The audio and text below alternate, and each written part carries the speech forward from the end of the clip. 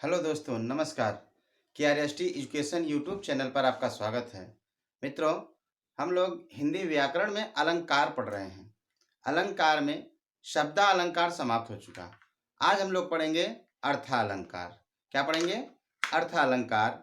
अर्थालंकार के प्रकार, जैसा कि शब्दालंकार में हम लोगों ने पढ़ा था अनुप्रास, यमक, श्लेष, और उसमें अनुप्रास के जो पांचों प्रकार थे उसको मैंने बताया था और यमक और श्लेष को बताया था। आज हम लोग शुरू करेंगे अर्थालंकार।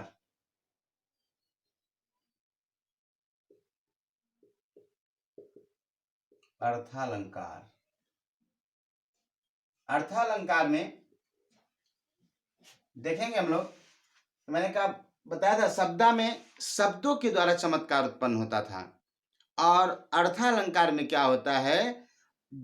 अर्थों के द्वारा, अर्थ के द्वारा जहां चमत्कार उत्पन्न होता है उसे हम क्या कहते हैं? अर्थालंकार कहते हैं। अर्थालंकार के माना जाए तो 100 से अधिक प्रकार हैं, लेकिन हम लोग को 8-10 ही पढ़ना है, जो कि एग्जाम की दृष्टि से देखते हुए पढ़ना है। तो इसमें अर्थालंकार में हम लोग देखेंगे, यानी कि यहाँ क्या किसके द्वारा चमत्कार उत्पन्न होता है? अर्थों के द्वारा। अर्थों द्वारा जहां चमत्कार उत्पन्न होता है, अर्थ के द्वारा जहां चमत्कार उत्पन्न होता है, वहां क्या होता है? अर्थालंकार होता है। अर्थालंकार के जो प्रकार हैं उसमें हम चलते हैं, पहला लेते हैं आपका उपमा अलंकार। उपमा अलंकार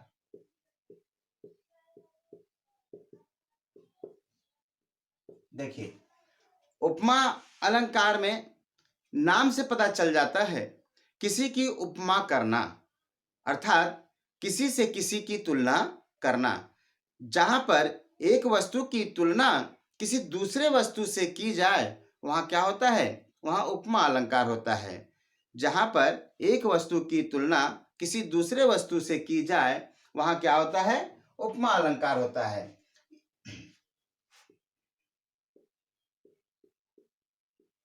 जहां पर एक वस्तु की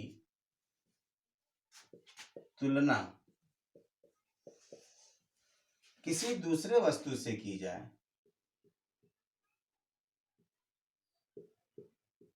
किसी दूसरे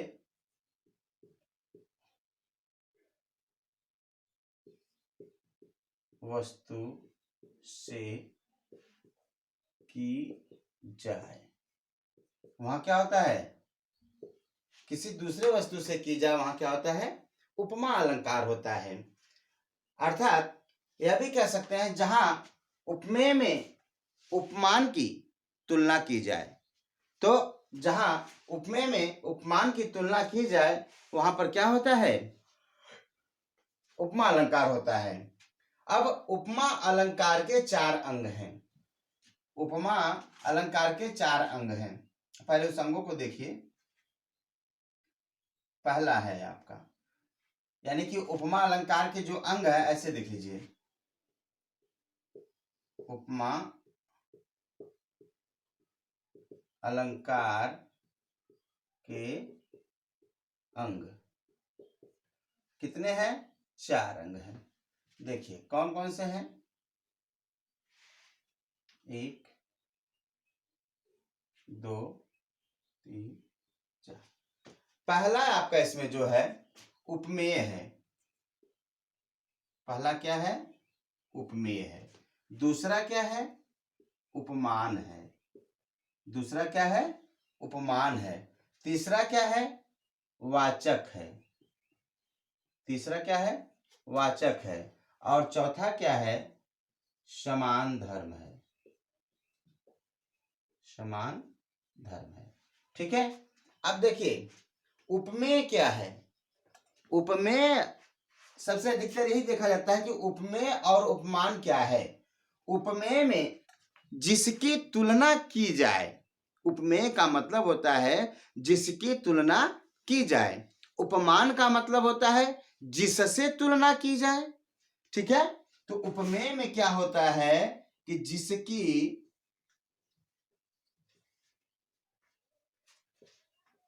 तुलना की जाए, जिसकी तुलना की जाए, ठीक है, या की जाए, तो वहां पे क्या होता है, उपमेय होता है। और इसमें उपमान में होता है जिससे तुलना की जाए, जिससे तुलना की जाए, ठीक है। इसमें जिसकी है, इसमें जिससे है, इसमें जिसकी तुलना की जाए, इसमें जिससे तुलना की जाए, ठीक है। और वाचक में क्या होता है, जिस शब्द से तुलना किया जाए, जिस शब्द से तुलना किया जाए, जाए, इसमें क्या है, जिस शब्द से तुलना किया जाए। और इसमें जिस गुण आदि को लेकर, जिस गुण आदि को लेकर, जिस गुण आदि को लेकर तुलना की जाए, तुलना की जाए, ठीक है। ये समझना बहुत जरूरी था कि उपमेय क्या होता है, उपमान क्या होता है, वाचक क्या होता है, समान धर्म क्या होता है।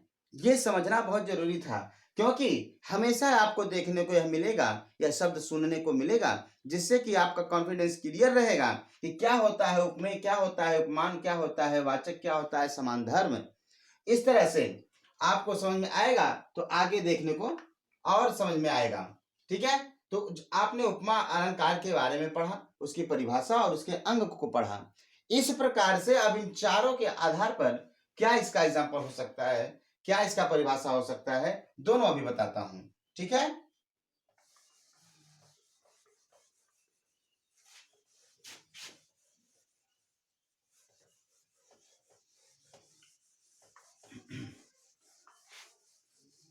आइए देखते हैं। अब कह सकते हैं कि उपमा अलंकार का जो परिभाषा है,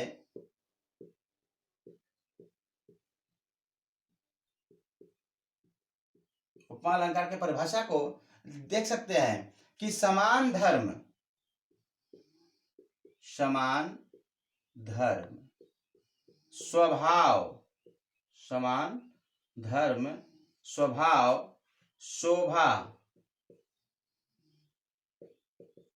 गुण आदि, समान धर्म आदि के आधार पर, के आधार पर, के आधार पर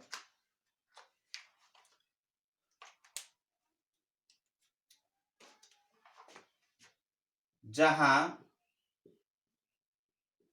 एक वस्तु की तुलना, एक वस्तु की तुलना दूसरी वस्तु से की जाए, दूसरी वस्तु से की जाए, की जाए, वहां क्या होगा आपका, वहां आपका उपमा अलंकार होता है। समान धर्म, स्वभाव, शोभा, गुण आदि के आधार पर जहां एक वस्तु की तुलना दूसरी वस्तु से की जाए, वह क्या कहलाता है, उपमा अलंकार कहलाता है। आइए देखते हैं एग्जाम्पल में। जैसे एग्जाम्पल में देखते हैं, बहुत पुराना एग्जाम्पल है, पीपर पात सरिस मन डोला, ठीक है। पीपर पात सरिस मन डोला, तो यहां पर पीपर का पत्ता है, किसके समान, मन के समान हिल रहा है, तो तुलना किया गया है। तो पीपर पात जो आपका है, यह उपमान हो जाएगा। क्या हो जाएगा, उपमान। पीपर पात क्या हो जाएगा, उपमान, और जिससे उपमा की जाए, किससे, मन की किया गया है, ठीक है। अब सरिस क्या हो जाएगा आपका, मैंने कहा था सरिस में जिस शब्द से उपमा प्रकट किया जाए, तो सरिस होता है आपका वाचक। क्या हो जाएगा? वाचक शब्द। और मन डोला, मन आपका क्या है? उपमेय है। मन क्या है? उपमेय है। और डोला क्या है? इसका समान धर्म है। क्या है? समान धर्म है। तो इसमें देखने को मिला कि पीपर पात सरिस मन डोला। अब यह एग्जाम्पल है कि पीपल का पत्ता है, मन के समान हिल रहा है, या मन जो होता है पीपल के पत्ते के समान हिल रहा है। दोनों का एक दूसरे में तुलना किया गया है। तो उपमा अलंकार जो होता है, एक तरह से कह सकते हैं कि तुलनावाची शब्द होता है। उपमा अलंकार में कैसा होता है? तुलनावाची शब्द। ठीक है, तुलनावाची शब्द होता है। तो इसमें होता है पीपर पात सरिस मन डोला। और देखिए कि पीपर पात आप उपमान में आ गए, सरिस वाचक हो गया, मन उपमेय हो गया, साधारण समान धर्म हो गया आपका डोला। जैसे राम का मुख, राम का मुख कमल के समान सुंदर है। राम का मुख कमल के समान सुंदर है। कमल के समान सुंदर है। ठीक है, अब राम का मुख कमल के समान सुंदर है दिया गया है, तो राम का मुख क्या हो गया आपका? उपमेय हो गया। मतलब किसकी बात किया जा रहा है? राम के मुख की बात किया जा रहा है। किसके? राम के मुख की बात किया जा रहा है। और कमल क्या है? उपमान हो गया। किससे तुलना किया जा रहा है? कमल से। ठीक है, जिससे तुलना किया जाए उपमान, जिसकी तुलना किया जाए उपमेय, और समान आपका क्या हो गया? वाचक शब्द। और सुंदर क्या हो गया? समान धर्म। ठीक है, अब क्या देखा आपने कि राम का मुख कमल के समान सुंदर है, तो राम का मुख आपका उपमेय हो गया, और कमल उपमान हो गया, और समान वाचक हो गया, सुंदर समान धर्म हो गया। ठीक है, और जैसे कि यह आपने अनारी मूवी में देखा होगा, क्या? फूलों सा चेहरा तेरा, चिड़ियों सी मुस्कान है। ठीक है, रंग तेरा देख के, रूप तेरा देख के कुदरत भी हैरान है। तो अनारी मूवी में आपने देखा वह नायिका का किस तरह से वर्णन कर रहा है कि फूलों सा चेहरा तेरा, चिड़ियों सी मुस्कान है। तो बोला ना कि वह इसमें एक दूसरे की तुलना किया जा रहा है, तुलना किया जाता है। ठीक है, तो आइए अब देखते हैं थोड़ा उपमा के जो पहचान होते हैं, कैसे हम उपमा अलंकार को पहचान जाएंगे, इसको भी देख लेते हैं। ठीक है,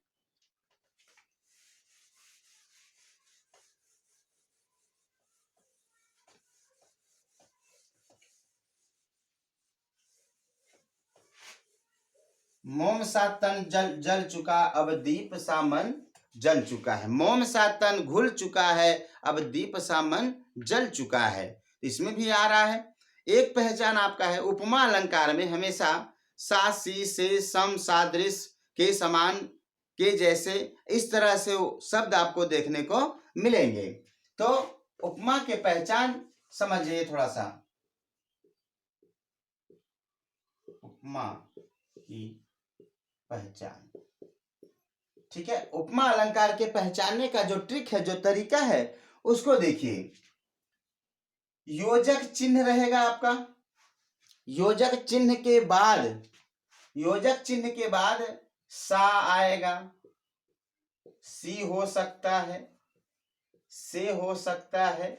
ठीक है, की तरह हो सकता है, के समान हो सकता है, के समान हो सकता है। ठीक है, सम हो सकता है, सदृश हो सकता है। ठीक है, सदृश हो सकता है, सरिस हो सकता है, ज्यों हो सकता है, ठीक है, इव हो सकता है, यथा हो सकता है, के तुलना, के तुलना, के तुलना होता है। ठीक है, अब इस तरह से शब्द आपको देखने को मिलेंगे, कहीं सा मिल जाएगा, कहीं सी मिल जाएगा, कहीं से के की तरह। ठीक है, तो हो गया ना, जैसे फूलों सा चेहरा तेरा, चिड़ियों सी मुस्कान है, रंग तेरा देख के, रूप तेरा देख के, कुदरत भी हैरान है। तो यहाँ पे सा से सी ज्यों के समान आपको देखने को मिलेगा। यह आपका जो शब्द है, इतना आपका ट्रिक के आधार पर समझ लीजिए कि इस तरह से आप पहचान जाएंगे। कहीं भी यह शब्द मिले समझ जाइए कि क्या कर रहा है, उपमा अलंकार का है, यह उदाहरण उपमा अलंकार का है। ठीक है, आइए अब देखते हैं नेक्स्ट, रूपक अलंकार। दूसरा अर्था का दूसरा प्रकार है रूपक अलंकार।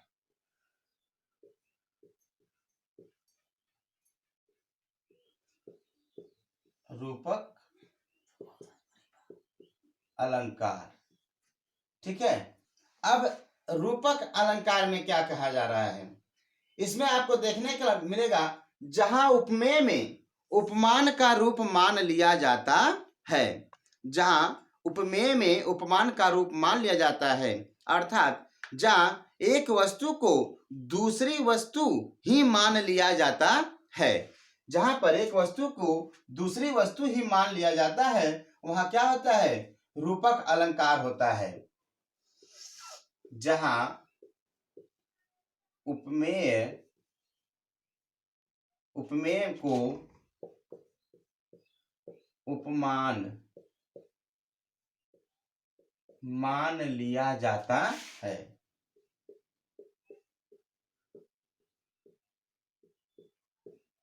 मान लिया जाता है। ठीक है, वहां रूपक अलंकार होता है। जहां उपमेय को उपमान मान लिया जाता है, वहां क्या होता है, रूपक अलंकार होता है। अब इस रूपक अलंकार में आपको देखने को मिलेगा योजक चिन्ह तो मिलेगा, लेकिन उसमें सा से सी सम नहीं रहता है, अक्सर ऐसा होता है। ठीक है, जैसे बहुत पुराना एग्जाम्पल है, चरण कमल बंदौ हरिराई। ठीक, चरण कमल बंदौ हरिराई, अर्थात यह जो कमल चरण है वह क्या मान लिया गया, यहाँ पे कमल मान लिया गया है, पूर्ण रूप से कमल मान लिया गया है।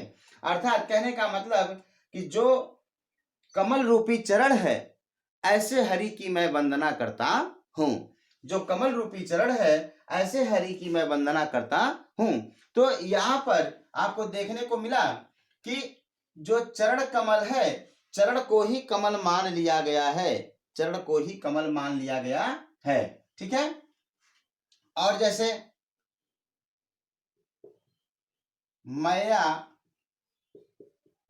मैं तो चंद्र खिलौना लय हो। ठीक है, मैं तो चंद्र खिलौना लय हो। तो इसमें क्या हो गया, यहाँ पर श्री कृष्ण जी के द्वारा माता से जो जिद किया जा रहा है, वह चंद्रमा को एक मिट्टी का खिलौना समझ लिए हैं, मान लिए हैं कि वह एक मिट्टी का खिलौना है, और अपनी माँ से जिद करते हैं कि माँ मुझे वह चंद्रमा का खिलौना चाहिए। तो कहने का मतलब मैं तो चंद्र खिलौना लय हो। तो यहाँ पर जो चंद्र खिलौना है, खिलौने को, चंद्रमा को खिलौना के समान मान लिया गया है, अर्थात चंद्रमा ही क्या है, खिलौना है। तो इस तरह से है। ठीक है, जैसे उदित उदय गिरी, उदित उदय गिरी मंच पर रघुवर बाल पतंग। क्या है? उदित उदयगिरि मंच पर रघुवर बाल पतंग, बिकसे संत सरोज सब। बिकसे संत सरोज सब, बिकसे संत सरोज सब, हर्षे लोचन मृग,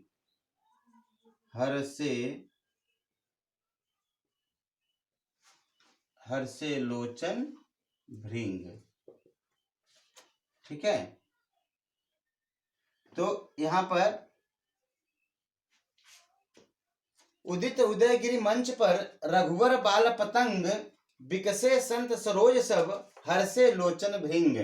तो कहने का मतलब यहां पर यह देखने को मिला कि जब जनकपुर में श्री रामचंद्र जी मंच पर चढ़ते हैं स्वयंवर के लिए, जब मंच पर चढ़ते हैं तो वहां पर यह वर्णन तुरंत बोल दिया जाता है कि सूर्योदय हो रहा है, बहुत ऊंची पहाड़ियों के ऊपर से सूर्योदय हो रहा है। और क्या हो रहे हैं, सब जो मुनि हैं जो प्रसन्न हो रहे हैं, वह कह रहे हैं कि सब लोग सूर्योदय हो रहा है, वह खूब खिल रहे हैं, फूल क्या हो रहे हैं, खिल रहे हैं। ठीक है, तो इस तरह से। और जैसे एग्जाम्पल है, पायो जी मैं तो राम रतन धन पायो, पायो जी मैं तो राम रतन धन पायो। तो अब इसमें क्या है कि इसमें भी यही कहता है कि मीरा जी श्री कृष्ण की भक्ति कर करके वह कहती हैं कि जो है भक्ति है उनकी, जो कृष्ण की भक्ति में वह प्राप्त की हैं, वह उन्हें बोलती हैं कि वह मेरा राम रतन है, वह पूर्ण रूप से उन्हें एक अपना धन मान लेती हैं। ठीक है, तो इसकी पहचान में यही है कि योजक चिन्ह आएंगे, योजक चिन्ह आएंगे, लेकिन सा, सी, से ये शब्द आपको देखने को नहीं मिलेंगे। क्या होंगे? नहीं होंगे। ठीक है, तो इस तरह समझ जाइए कि यह रूपक अलंकार है, जहां उपमेय में उपमान की भेद रहित आरोप हो या उपमेय में उपमान को मान लिया जाता है, उसे क्या कहते हैं? रूपक अलंकार कहते हैं। आइए अगला देखते हैं। रूपक के बाद आपका आता है उत्प्रेक्षा अलंकार। कौन सा? उत्प्रेक्षा अलंकार, तीसरा नंबर।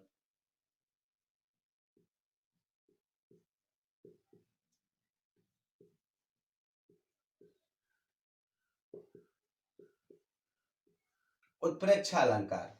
अब इसमें क्या है, जहां उपमेय में उपमान की संभावना या कल्पना की जाए, जहां उपमेय में उपमान की संभावना या कल्पना की जाए, वहां क्या होता है? रूपक अलंकार होता है। देखिए, जब उपमेय में उपमान की संभावना या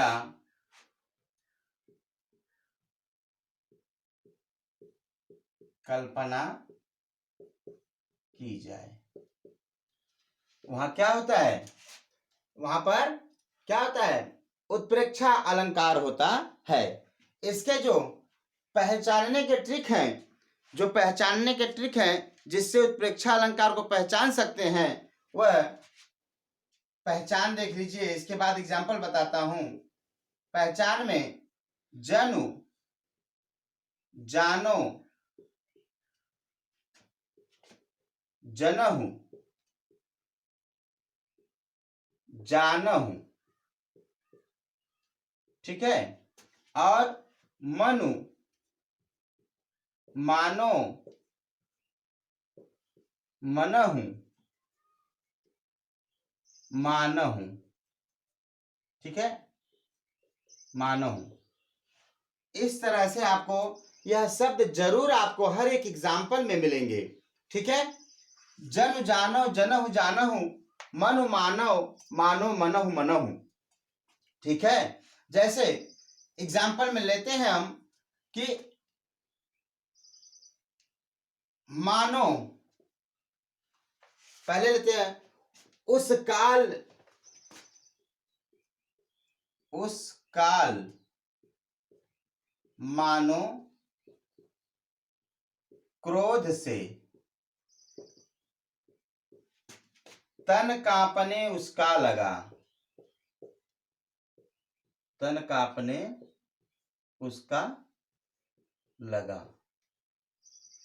मानो हवा के जोर से, मानो हवा के जोर से, मानो हवा के जोर से सोता हुआ सागर जगा,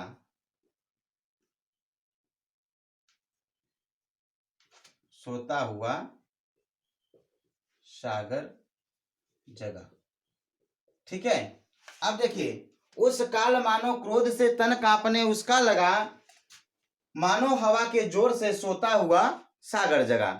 इतना सब कुछ अर्थ को न जान करके सीधा आप देखिए उसमें मन मानो, जन जानो जनहु जानहु या मन मानो मनहु मानहु कहीं आया हुआ है। यदि यह शब्द आपको देखने को मिल जाए तो वह क्या हो जाएगा, तो वह आपका उत्प्रेक्षा अलंकार हो जाएगा। ठीक है।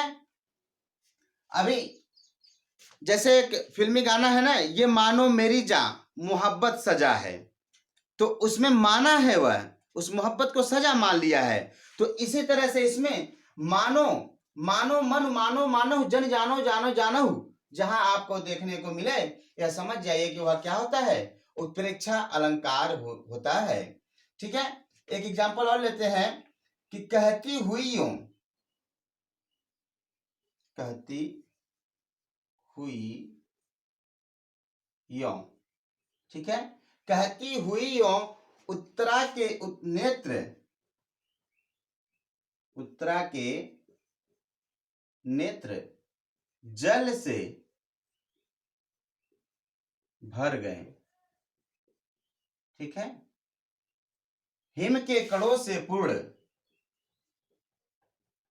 हिम के कणों से पूर्ण, हिम के कणों से पूर्ण मानो हो गए पंकज नए। ठीक। अब देखिए इसमें क्या आपको देखने को मिला, कहती हुई यों उत्तरा के नेत्र जल से भर गए, हिम के कणों से पूर्ण मानो मानो हो गए पंकज नए। तो यहां पर फिर मैंने बताया कि उत्प्रेक्षा अलंकार को पहचानने के लिए केवल इन्हीं वर्णों को अगर आप ध्यान देंगे, यह वर्ण अगर आप ध्यान देंगे तो आपको किसी अर्थ को जानने की जरूरत नहीं है। तो इसमें भी मानो जैसे शब्द मिला है, तो इसलिए हम यह कह सकते हैं कि यह उत्प्रेक्षा अलंकार होता है। ठीक है। तो आज के लिए बस यही 3, इसके नेक्स्ट वीडियो में आगे बताएंगे। यदि वीडियो अच्छी लगी हो तो लाइक और सब्सक्राइब करना ना भूलें। इसे लाइक और सब्सक्राइब जरूर करें। धन्यवाद।